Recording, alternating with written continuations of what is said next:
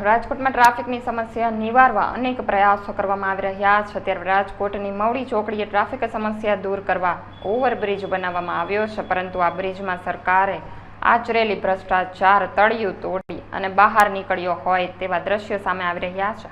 ત્યારે તળિયામાં નાખેલા લોખંડના સળિયા સિમેન્ટનું પડ તોડી અને બહાર ડોક્યું કરી અને ભ્રષ્ટાચારની ચાળી ફૂંકતા હોય તેવું લાગી રહ્યું છે। ત્યારે આ ગાંડો થયેલો વિકાસ કોઈનો ભોગ લે તે પૂર્વે રિપેરિંગ થાય તેવી લોક માંગ ઉઠવા પામી છે।